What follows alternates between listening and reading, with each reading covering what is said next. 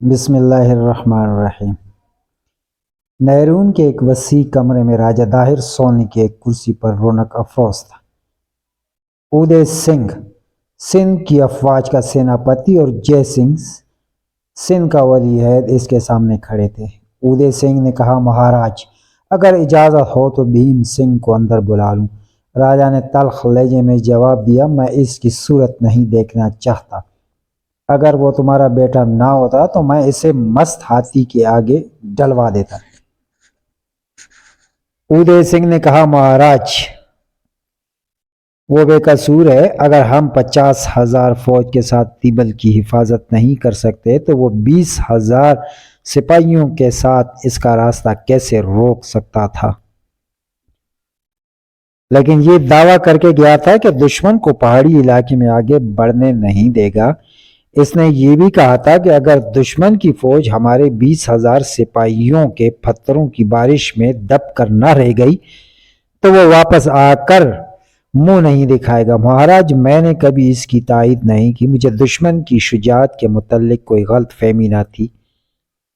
اگر دیبل میں ہماری 50,000 فوج کے تیروں کی بارش میں کمندیں ڈال کر فصیل پر چڑھ سکتے تھے تو 20,000 سپاہیوں کے پتھر انہیں پہاڑیوں پر قبضہ جمانے سے نہیں روک سکتے تھے۔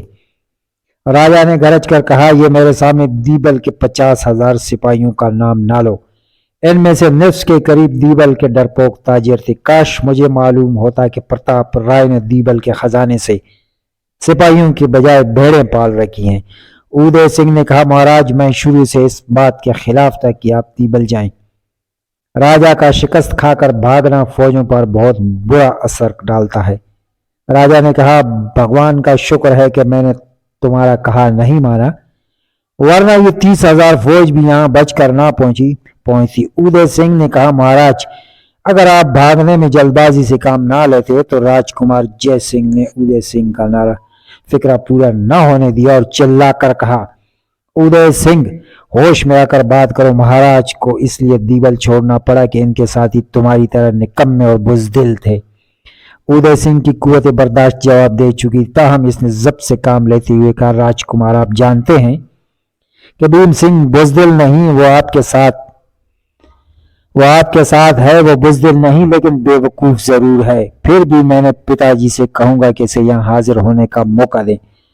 راجہ نے جے سنگھ کی طرف دیکھا، پھر اودے کی طرف متوجہ ہو کر کہا، بلاؤ اسے۔ اودے سنگھ نے دروازے پر ایک سپاہی کو اشارہ کیا، وہ باہر نکل گیا۔ تھوڑی دیر میں بھیم سنگھ اندر داخل ہوئے اور آداب بجا لانے کے بعد ہاتھ باندھ کر کھڑا ہو گیا۔ راجہ نے پوچھا، تم شکست کے بعد سیدھے دیبل کیوں نہ پہنچے؟ بھیم سنگھ نے جواب دیا، مہاراج مجھے یہ علم نہ تھا کہ آپ دیبل پہنچ جائیں گے اور میں آپ سے چند ضروری باتیں عرض کرنے کے لیے نیرون پہنچنا ضروری خیال کیا، لیکن تمہارا فرض تھا کہ تم رئیس فوج کے ساتھ دیبل پہنچتے۔ مہاراج کو شاید معلوم نہیں کہ میں زخمی ہونے کے بعد چند دن دشمن کی قید میں رہا اور جب میں آزاد ہوا میرے ساتھ صرف چند سپاہی تھے اور انہیں کسی محفوظ مقام پر پہنچانا میرا فرض تھا۔ راجہ نے کہا، بھیم سنگھ، دیبل اور بیلا کی جنگوں میں ہماری شکست کے ذمہ دار فقط تم ہو۔ اگر تم پہاڑوں میں دشمن کا راستہ روک سکتے تو ہمیں دیبل میں ناکامی کا منہ نہ دیکھنا پڑتا۔ میں نے تمہارے باپ کی مرضی کے خلاف تمہیں یہ موقع دیا تھا۔ اب میں یہ فیصلہ کر چکا ہوں کہ آئندہ کوئی مہم تمہارے سپرد نہیں کی جائے گی۔ بھیم سنگھ نے جواب دیا، مہاراج میں خود بھی کوئی ذمہ داری سنبھالنے کے لیے تیار نہیں۔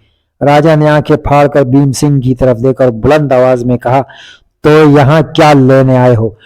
اودے سنگھ نے اپنے بیٹے کے جواب سے پریشان ہو کر کہا، مہاراج بھیم سنگھ کا مطلب یہ ہے کہ اسے بڑے عہدے کی ضرورت نہیں، وہ آپ کی فتح کے لیے ایک سپاہی کی حیثیت میں لڑنا اپنے لیے باعث فخر سمجھتا ہے۔ بھیم سنگھ اندھاتا تم سے خفا ہیں، تم ان کے پاؤں پکڑ لو۔ بھیم سنگھ نے جواب دیا، پتا جی اندھاتا کی تعظیم سر آنکھوں پر، لیکن میں ان کے سامنے جھوٹ نہیں بول سکتا، میں زخمی تھا۔ دشمن کے سپہ سالار نے اپنے ہاتھوں سے میری مرہم پٹی کی، میری جان بچائی اور مجھ سے دوبارہ اپنے مقابلے پر نہ آنے کا وعدہ لیے بغیر آزاد کر دیا، مجھے یہاں پہنچنے کے لیے اپنا گھوڑا دیا۔ اودے سنگھ نے مداخلت کی، مہاراج ہمارا دشمن بہت ہوشیار ہے، اس کا خیال ہوگا کہ اس طرح چاپلوسی کر کے بھیم سنگھ کو برگلا سکے گا، لیکن اسے کیا معلوم ہے کہ بھیم سنگھ کے باپ دادا آپ کے نمک خوار ہیں اور ان کی رگوں میں راجپوت کا خون ہے، اور یہ آپ کے لیے اپنے خون کا آخری قطرہ تک بہا دے گا۔ بھیم سنگھ نے کہا، پتا جی اگر وہ میری جان نہ بچاتا تو میرے خون کا آخری قطرہ میدان جنگ میں بہہ چکا ہوتا۔ میں نہیں جانتا کہ اس نے میری جان کس نیت سے بچائی، لیکن میں اس کے خلاف تلوار نہیں اٹھا سکتا۔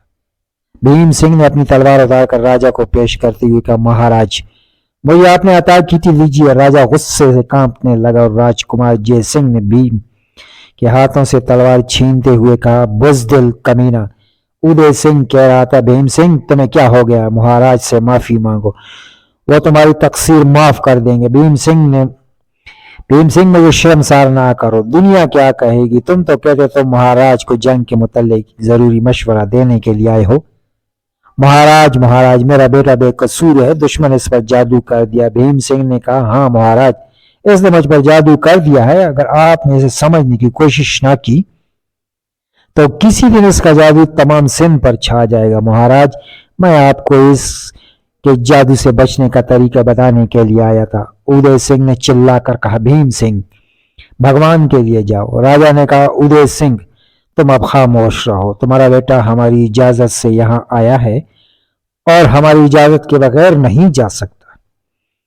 ہاں بھیم سنگھ تم ہمیں دشمن کے جادو سے بچنے کا طریقہ بتا رہے تھے۔ بھیم سنگھ نے کہا، مہاراج وہ یہ ہے کہ آپ عرب اور سرندیپ کے قیدیوں کو دشمن کے حوالے کر دیں، ورنہ ہمارے خلاف جو طوفان عرب سے اٹھا ہے وہ مجھے رکنے والا نظر نہیں آتا۔ راجا اچانک کرسی سے اٹھ کر کھڑا ہو گیا، اب تم دشمن کی طرفدار بن کر مجھے اس کی طاقت کا رعب جمانے کے لیے آئے ہو؟ بھیم سنگھ نے اطمینان سے جواب دیا، مہاراج آپ دیبل میں اسے دیکھ چکے ہیں۔ راجا نے چلا کر کہا، یہ دیبل میرے سامنے دیبل کا ذکر نہ کرو، وہاں مندر کا کلش گر جانے سے تمہارے جیسے بزدل سپاہیوں نے ہمت ہار دی تھی۔ مہاراج میں بزدل نہیں تو اس کا مطلب یہ ہے کہ میں بزدل ہوں، کوئی اور ہے؟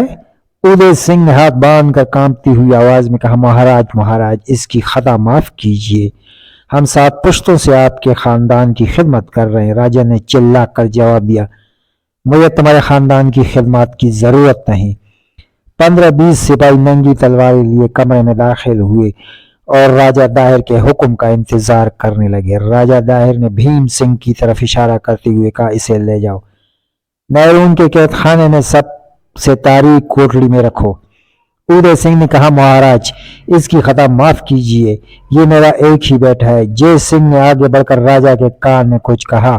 اس نے ادے سنگھ کو جواب دیا، تم بھی اس کے ساتھ جا سکتے ہو، سندھ کو تمہارے جیسے سپاہی سالار کی ضرورت نہیں۔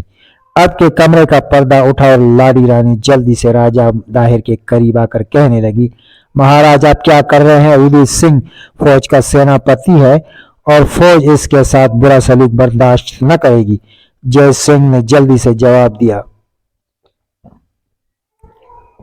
جب فوج کو یہ معلوم ہو جائے گا کہ یہ باپ بیٹا دشمن کے ساتھ ملے ہوئے ہیں وہ سب کچھ برداشت کر لے گی۔ رانی نے کہا، بیٹا دشمن سر پر کھڑا ہے، یہ آپس میں پھوٹ ڈالنے کا وقت نہیں۔ جے سنگھ نے جواب دیا، دشمن کی آخری منزل دیبل تھی، وہ دریائے سندھ کو کبھی عبور نہیں کر سکے گا۔ پتا جی آپ فکر نہ کریں، چند دنوں میں ملتان سے لے کر کنوج تک تمام راجا اور سردار ہماری مدد کے لیے پہنچ جائیں گے اور ہم دشمن کو ایسی شکست دیں گے جو اس کے خواب و خیال میں نہ ہوگی۔ میرا یہ مشورہ ہے کہ ان دونوں کو یہاں رکھنے کے بجائے ارور بھیج دیا جائے۔ سپاہیوں کیا دیکھتے ہو، تم نے مہاراج کا حکم نہیں سنا، انہیں لے جاؤ۔ سپاہی آگے بڑھے لیکن ادے سنگھ نے انہیں ہاتھ کے اشارے سے روکتے ہوئے اپنی تلوار اتار دی اور جے سنگھ سے مخاطب ہو کر کہا، یہ لیجئے، یہ سیناپتی کی تلوار ہے، مجھے دشمن پر سندھ کی فوج کی فتح سے زیادہ کسی اور بات کی خواہش نہیں۔ جے سنگھ نے اس کے ہاتھ سے تلوار پکڑنے کے بجائے چھینتے ہوئے کہا، فتح کے لیے ہمیں تمہاری دعاؤں کی ضرورت نہیں۔ شام کے وقت ادے سنگھ اور بھیم سنگھ چند سپاہیوں کی حراست میں ارور کا رخ کر رہے تھے اور نیرون کے مندر میں فوج کے نئے سیناپتی جے سنگھ کی فتح کے لیے دعائیں ہو رہی تھیں۔ राजा दायर के हुक्म के मुताबिक भीम सिंह और उदय सिंह को अरवर के कैद खाने में एक जमींदोज कोठरी में बंद कर किया गया। इस कोठरी में एक कैदी पहले ही मौजूद था। इसने दोनों कैदियों को देखते हुए टूटी फूटी सिंधी जबान में कहा, ये जगह तंग है, था हम तीनों गुजारा कर सकते हैं। तुम कौन हो और यहाँ कैसे आए हो? भीम सिंह और उदय सिंह ने जवाब देने के बजाय तारीकी में आंखें फाड़ फाड़ कर कैदी को देखने की कोशिश की। कैदी ने कहा, शायद आप मुझे नहीं देख सकते, लेकिन आप बहुत जल्द तारीकी में देखने के आदी हो जाएंगे। बैठ जाइए, आप थके हुए मालूम होते हैं। अगर मैं गलती नहीं करता तो आप दोनों शायद बाप बेटा हैं। उदय सिंह और भीम सिंह तारीकी में हाथ फैलाकर संभल कर पांव उठाते हुए आगे बढ़े। एक दीवार के साथ टेक लगाकर बैठ गए। कैदी ने फिर कहा, यह मालूम होता है कि आप भी मेरी तरह बेगुनाह हैं। माफ करना, शायद आपको मेरी बातें नागवार महसूस हों, लेकिन मैं कई महीनों से मैंने किसी इंसान से बात नहीं की। इसलिए आपको देखकर मेरे दिल में अपनी विपता सुनाने और आपकी सुनने की ख्वाहिश का पैदा होना एक कुदरती अमर है। इब्तिदाई 6 महीने इस तहखाने से ऊपर एक कुशादा कमरे में था। वहां मेरे साथ आपके मुल्क के 6 और कैदी थे। मैंने आपकी जबान भी उन्हीं से सीखी। अगरचे मुझे इस जबान पर अबूर हासिल नहीं, फिर भी मुझे यकीन है कि मैं अपना मतलब बयान कर सकता हूँ। आप मेरा मतलब समझते हैं ना? भीम सिंह ने कहा, यह तुम अच्छी खासी सिंधी जानते हो। कैदी ने भीम सिंह के तजस्सुस निगाहें देखकर कहा, शायद आप मुझे अभी तक अच्छी तरह नहीं देख सकते। मैं करीब आ जाता हूँ। कैदी ने एक कोने से उठकर भीम सिंह के करीब बैठते हुए कहा, अब मुझे आप देख सकते हैं। मैं अरब का एक मुसलमान हूँ। आपको मेरा करीब बैठना नागवार तो नहीं? भीम सिंह ने कहा, ये तुम अरब हो या लेकिन अरब के कैदी? ये तो ब्राह्मणाबाद में थे। कैदी ने जवाब दिया, वो कोई और होंगे। मैं शुरू से इस कैद खाने में हूँ। उदय सिंह ने पूछा, ये तुम सरानदीप से आए थे और तुम्हारा जहाज दीबल के करीब डूबा था। तुम्हारा नाम अबुल हसन है। कैदी ने जल्दी से जवाब दिया, ये जहाज डूबा नहीं, डबोया गया था। और हाँ, आप ब्राह्मणाबाद के अरब कैदियों के मुतल्लिक कुछ कह रहे थे। वो इस मुल्क में कैसे आए? मेरे जहाज में तो सिर्फ 4 आदमी ही बचे थे। वो जख्मी थे। वो दीबल से अरवर तक पहुंचने से पहले ही दो जानबाग हो गए। तीसरा, जिसके जख्म मामूली थे, वो मेरे साथ इस कैद खाने में मर गया था। भीम सिंह ने जवाब दिया, ये तुम्हारे जहाज के बाद सरनदीप से 2 और जहाज आए थे। दीबल के गवर्नर ने इन्हें भी गिरफ्तार कर लिया था। वो यहाँ क्या लेने आए थे? भीम सिंह ने जवाब दिया, वो सरनदीप से अपने मुल्क जा रहे थे। आप उनमें से किसी का नाम जानते हैं? इन जहाज़ों के कप्तान को मैं जानता हूँ। इसका नाम जुबैर है और वो अब आज़ाद हो चुका है। किसी और का नाम जानते हैं? उनमें से एक नौजवान का नाम खालिद है, लेकिन वो कैद में नहीं। खालिद मेरा बेटा, वो कहाँ है? जुबैर सरनदीप में इस नाम का कोई अरब ना था। वो शायद किसी और जहाज के होंगे। भीम सिंह ने कहा, यह जुबैर को बसरा के हाकिम ने अरब की बीवा औरतें और लावारिस बच्चे लाने के लिए सरनदीप भेजा था। कैदी ने बेताब सा होकर कहा, ये औरतें और बच्चे आप इनमें से, और वो इस वक्त दीबल में होंगे। वो वहां क्या करते? सच कहो, तुमने इसे कहाँ देखा? मैंने इसे लसबेला में मुसलमानों के साथ देखा और वो अब दीबल फतह कर चुके होंगे। अबुल हसन थोड़ी देर के लिए सकता तारी हो गया। फटी फटी आंखों से एक के बाद दीगे भीम सिंह और उदय सिंह की तरफ देख रहा था। थोड़ी देर बाद इसने लरजती हुई आवाज में कहा, सच कहो, मुझसे मजाक ना करो। उदय सिंह बोला, वो जिनके साथ कुदरत मजाक कर रही है, वो दूसरों के साथ मजाक की जुर्रत नहीं कर सकते। मुसलमानों की फौज दीबल फतह कर चुकी है और उन्हें यहाँ पहुंचने में देर नहीं लगेगी। अबुल हसन देर तक कोई बात ना कर सका। इसकी आंखों में आंसू बह रहे थे, खुशी के आंसू, तशक्कुर के आंसू। लेकिन अचानक इसने भीम सिंह का बाजू पकड़कर झंझोड़ते हुए कहा, सरनदीप में मेरी बीवी और एक बेटी थी। तुम इसके मुतल्लिक कुछ जानते हो? भीम सिंह ने जवाब दिया, आपकी बीवी के मुतल्लिक मुझे कोई इल्म नहीं। शायद वो ब्रह्माबाद के कैदियों के साथ हो, लेकिन जब मैं लसबेला में जख्मी होने के बाद मुसलमानों की कैद में था, इस वक्त जुबैर के साथ खालिद की बहन की शादी हुई थी। تو سلمہ بھی ان کے ساتھ ہوگی، وہ یقیناً ان کے ساتھ ہوگی۔ اودے سنگھ نے پوچھا یہ سلمہ کون ہے؟ میری بیوی۔ آپ مجھے یہ بتائیے کہ مسلمانوں کی فوج نے سندھ پر کب اور کیسے حملہ کیا؟ اودے سنگھ نے اس کے جواب میں مختصراً محمد بن قاسم کے حملے کے واقعات بیان کیے۔ بھیم سنگھ نے ذرا تفصیل کے ساتھ یہ داستان دہرائی اور اس کے بعد ابو الحسن نے اپنی آپ بیتی سنائی۔ غرض شام تک یہ تینوں قیدی گہرے دوست بن گئے تھے۔ قید سے رہا ہونے کی تدابیر سوچنے لگے۔ دیبل سے نیرون کی طرف محمد بن قاسم کی پیش قدمی کی خبر ملنے پر راجہ داہر نے اپنے سرداروں اور فوج کے عہدیداروں سے مشورہ طلب کیا۔ سب نے جے سنگھ کی اس تدبیر سے اتفاق کیا کہ عربوں سے فیصلہ کن جنگ دریائے سندھ کے پار برہمن آباد کے قریب لڑی جائے۔ نیرون نے صرف اس قدر فوج رکھی جائے جو چند دن کے لیے محمد بن قاسم کی پیش قدمی روکنے کے لیے کافی ہو، اور اس عرصے میں راجہ اور سیناپتی کو برہمن آباد میں ایک زبردست فوج تیار کرنے کا موقع مل جائے گا۔ موسم گرما شروع ہو چکا تھا۔ راجہ داہر کو یہ بھی توقع تھی کہ طغیانی کے دورے میں دریائے سندھ کی سرکش موجیں دیکھ کر محمد بن قاسم آگے بڑھنے کی جرت نہیں کرے گا، اور اسے سندھ کے طول و عرض سے نئی افواج فراہم کرنے کے علاوہ ہمسایہ ریاستوں سے مدد حاصل کرنے کا بھی موقع مل جائے گا۔ چنانچہ اس نے نیرون کے بااثر برہمن کو، جو شہر کا سب سے بڑا پروت ہونے کے علاوہ فوجی معاملات میں بھی دسترس رکھتا تھا، اور اس کے پاس 8,000 سپاہی چھوڑ کر جے سنگھ باقی فوج کے ہمراہ برہمن آباد کا رخ کیا۔ محمد بن قاسم کی فوج نے اس پروت کی توقع سے 5 دن پہلے شہر کا محاصرہ کر لیا۔